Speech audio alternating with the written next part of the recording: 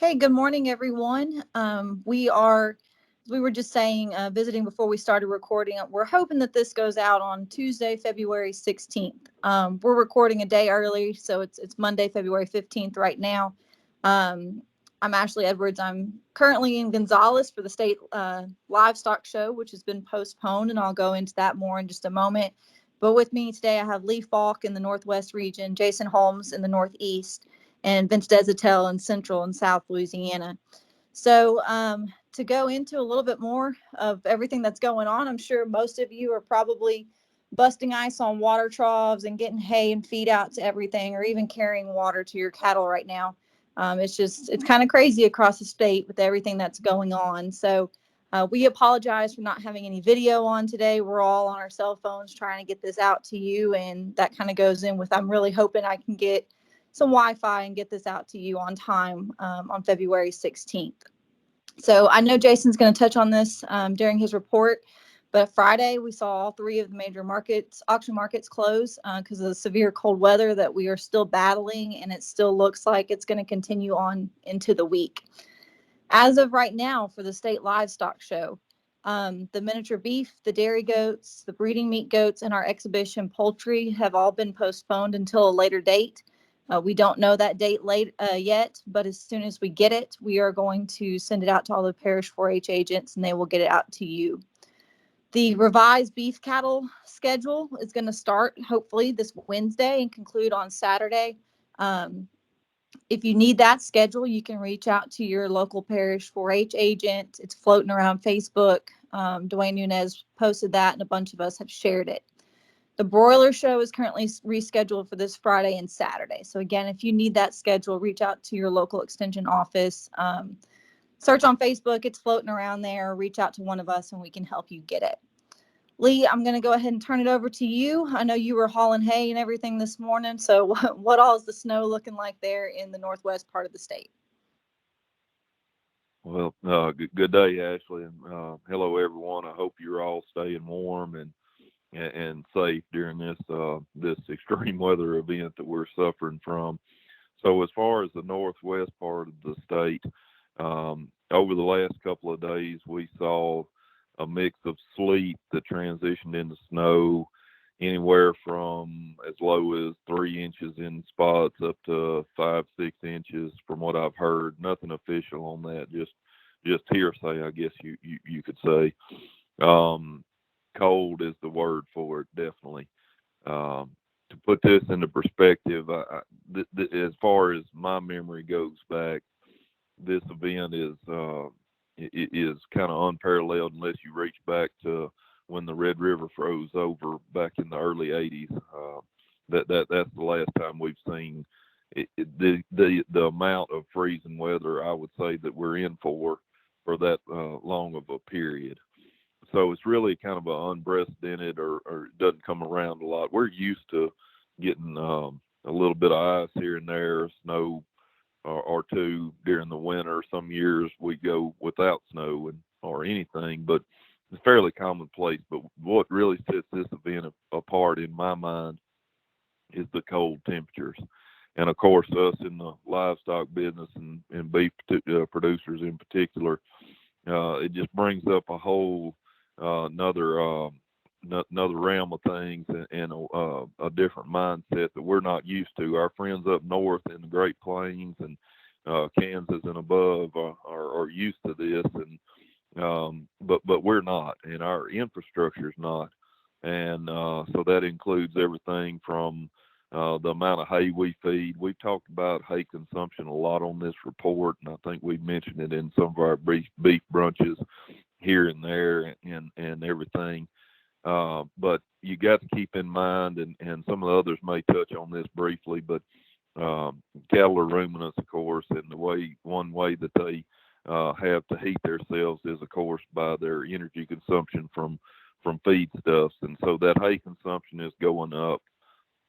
If you're not on a supplementation program for your cattle, you definitely need to look into it. Of course, we recommend winter supplementation no matter what, depending on your hay quality. but this is a extraordinary time, so you should definitely look at maybe supplementing in addition to what you're doing, or just take a good look at your feeding program. Make sure those cattle have enough that they need. Talked to several producers over the last 2 days that are calving right now. A lot of worry out there for those guys that are kind of hitting on the spring calving season already, and a lot of worry about those new calves being born into this, and they're doing everything in their power to keep them safe. Up north, whenever they calve, this time of the year, they generally have barns or other enclosures that they use to kind of shelter these cattle, windbreaks and stuff. But we don't have that, nor are we used to that. So kind of different territories for us for sure. As far as pasture conditions and everything goes, our ryegrass, we know it's going to take a hit from this. How bad, I don't know. Uh, Next time we record one of these news updates, I think we can give you a clearer picture, which all of you will know by then as well. But we'll be able to know exactly what damage and to what degree of damage our winter forages have suffered due to this. Spring's around the corner, is coming.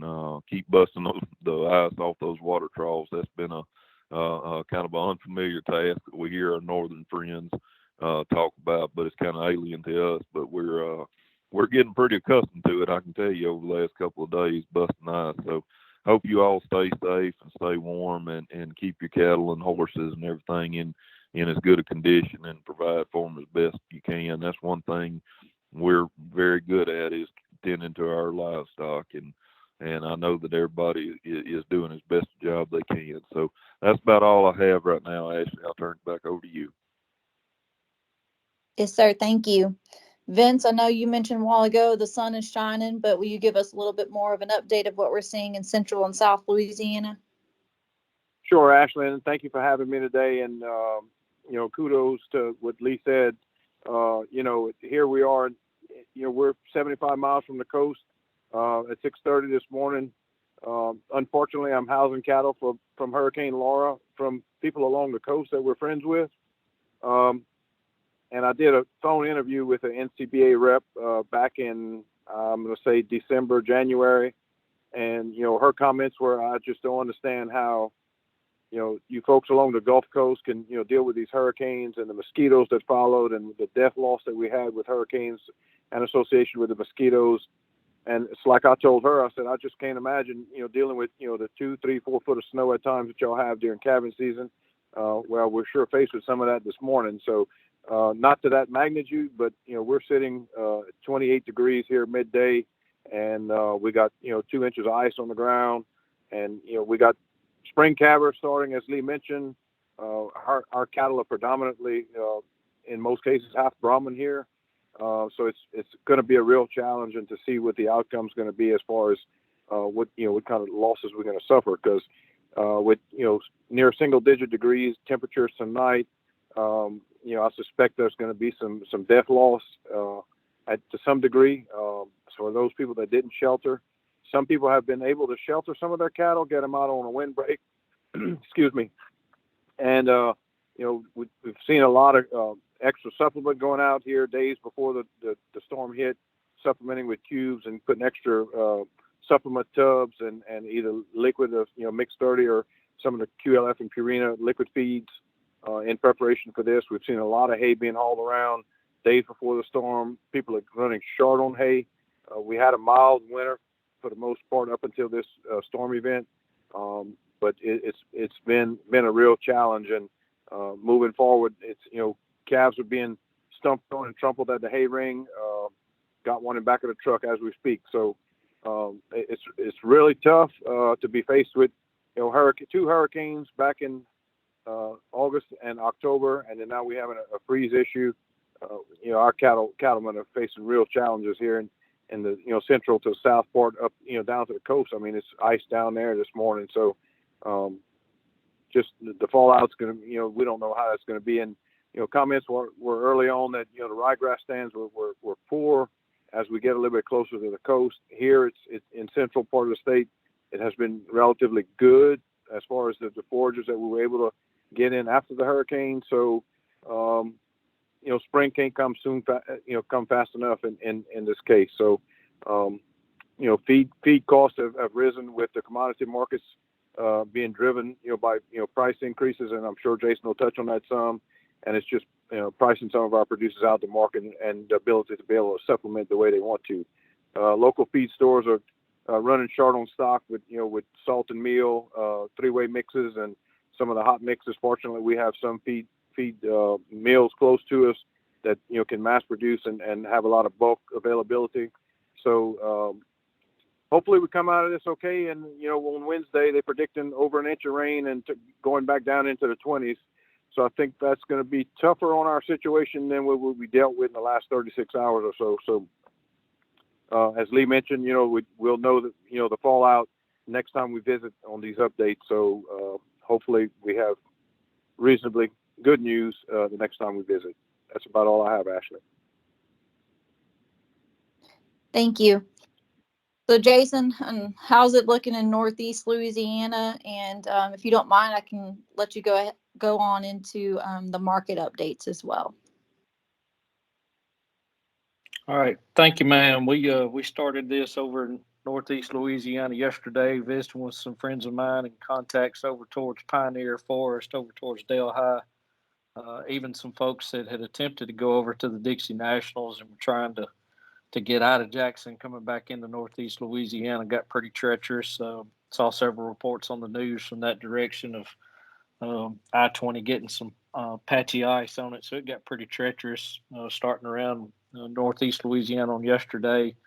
Kind of like Lee said, we through the night last night in the morning, we transitioned from just a sleet, freezing rain event more to a snow event about daylight.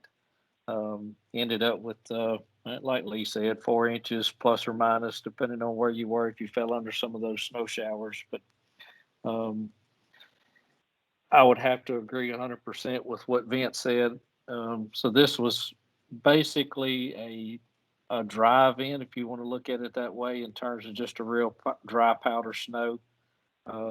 What really concerns me is Wednesday and Thursday, if we do get into a rain event and some freezing weather that night, that will have a whole lot harder effect on our cattle having wet hides than they are with just a dry snow. So hopefully that will not play out the way they're forecasting it to. I'm going to try to go into something without going into a full-blown nutritional course here, but just to cover a few things. So anytime we start getting wet hided cattle, Brahman influence, Brahman type cattle, we can assume that our hay consumption can go up as much as 30%. So we have got to make sure that we've got some adequate hay supplies. I understand what Vince is saying, that hay supplies can be short in some areas of the state. But we've either got to make sure we've got out some hay supplies, additional hay supplies to make up for that 30% increase in consumption, or some other roughage type feed source or supplement that we can put out there. So a lactating 1,000 to 1,200 pound cow and a maintenance type diet, 14 to 17 pounds of total digestible nutrients. Anytime you hear us talk about TDN, total digestible nutrients, we're talking about energy. And that's what we're trying to get in these type weather conditions right now. Most of the time we're providing an adequate amount of protein. We just need to add some energy into that diet. So if we're feeding the rumen, and that's what we're trying to do with an adequate amount of protein, that gets that rumen active, and that is like an internal furnace. It will generate enough heat as it goes through the fermentation in that rumen to provide additional heat to the animals. So we just need the energy to help them maintain those normal daily physical needs of the animal. So if we talk about a 10% increase in demand on energy, we go from 14 to 17 pounds of TDN to 15 and a half to 19 pounds of TDN. So that would equate to about a pound of whole cottonseed, a pound of corn, or Vince mentioned cubes a while ago, so that would be like 2 to 2.5 pounds per head per day of like a 20% cube. So just to give you an idea of what we're talking about in terms of additional demand. So on a dry cow, not lactating, 9 to 10 pounds, 1,000 pound, 1,200 pound cow again, 9 to 10 pounds of TDN. So we're looking at an increase due to the energy demands up to 10 to 11 pounds. So we're looking at about a pound of whole cottonseed or a pound of corn or a pound and a half of a 20% cube. So hopefully that'll give you an idea of what we're talking about in terms of additional demands. These are additional. We've got to continue doing whatever we've been doing to maintain those cattle this winter already. This is on top of what we would normally be doing outside of a weather event like this one. So hopefully that'll give you a little bit of a quick overview of what we need to be doing in terms of nutrition. Cannot forget about water. I know it's already been mentioned a couple of times about busting water trials. We cannot forget about adequate water supply. Water is more important, or just as important if you want to look at it that way, in terms of additional supplements, but we've got to make sure that we've got an adequate water supply out there in order for that rumen to continue functioning in the way it's supposed to function. So getting into the markets, so of course, temperature and transportation across the Midwest and the feeder 5 feeding area region, that's going to probably dominate the news talk all week long in terms of what happens with some of these, with some of the cattle movement. And Ashley mentioned at the beginning of this that Joplin is closed down this week. OKC West is closed down this week. OKC is closed down this week. So that's 3 major feeder cattle markets in the U.S. that have already announced that they will not be holding sales this week. So it's going to be interesting to see what this market does over the next few days and how we come out of this storm, which is impacting just about all of the U.S. In the 5 area feeding region, fed steer negotiated cash sales ranged from 111 to 116.50 on a confirmed 62,079 head. So that's down a little over 19,000 head from a week ago, but up a little over 5,000 head from the same week a year ago. So that price is steady to $1 higher from a week ago. Most recent futures quotes, so this would be from the end of, I guess, February the 12th. Today is President's Day, so there's no trading going on today. Most recent futures quote showed April up $1.95 at 125.07, June up 157 at 121.10, and August up 77 cents at 119.62. 5 to 600 pound steers, medium and large 1s and 2s, sold between 143.80 and 152.63. So that's steady to $1 lower from the previous week. 7 to 800 pound feeder steers, medium and large 1s and 2s, sold between 116.60 and 128.78. That's steady to $7 lower than the previous week. Most recent quotes showed March trading up $1.55 at 140.70, April up $1.40 at 144.77, and May up 92 at 146.37. Lean coil cows were steady to $2 higher from the previous week, ranging from 52 cents to 58 cents. So again, we're still seeing that coil cow market ticking up just a little bit, as we would hope it would continue to do this time of year. Moving on to your feedstuffs, soybean meal trading up $16.70 a ton at $463.70 a ton. Soybean hulls up $25 at $150 a ton. Rice bran steady at $140 a ton. Corn gluten feed meal, that's the 60%, steady at $730 a ton. Cottonseed meal steady at $460 a ton. Whole cottonseed steady at $325 a ton. DDGs, we finally are seeing that starting to tick down a little bit. So they're down $6.50 a ton at $223.50, and corn down 2 cents a bushel at $5.65 a bushel. And that'll wrap it up for me, Ashley. Thank you. All right, thank you. Um, I want to go back in and touch a little bit on those of you that are calving. Like Vince said, and I think Lee as well. We're not necessarily geared here to have the windbreaks and have the shelter and everything that these calves need. So if you do have calves hitting the ground, if as Vince mentioned, if they're getting kind of bogged down or getting trampled there at the hay ring or whatever it may be, do your best to get them cleaned off, dried off, heating pads if you need to, get their body temperature back up. If you have to provide milk for them or colostrum for those that are just now hitting the ground, warm it up, get it to about 105 to 110 degrees Fahrenheit. You don't want it much higher than that, or it'll break down the proteins in that colostrum and in that milk that the calf really needs. But you can get it up to about, like I said, 105 to 110, and that will help raise their core body temperature up just a little bit as well. So, even if it's just making sure they're dried off and they're there with their mother, then that's great too. Just don't let them stay wet and stay cold. The other thing that I want to touch on is we do have the Louisiana Forage and Grassland Council annual meeting coming up. This is normally held in December, but with COVID and everything going on this past year, we had to postpone it. So it is going to be Friday, February 26th at the State Evacuation Shelter there in Alexandria.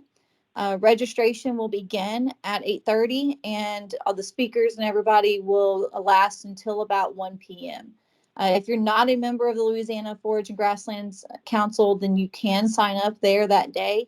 If you have more questions on this or want more information, you can reach out to me and I can put you in touch with the right people. So with all of that, we hope that you are all staying warm. We know that you're doing the best that you can to get the feed and the hay and water and everything out to your animals. If you have questions, if you need more information on making sure that you're providing all the nutrients and everything that they need during this crazy week, please feel free to reach out to any of us. Our contact information is all listed here on the slide. If you're listening to this in podcast form, then you can reach out to me and I can put you in touch with one of the other guys. With that, thank you all for joining us, and we will be back with you in a couple of weeks.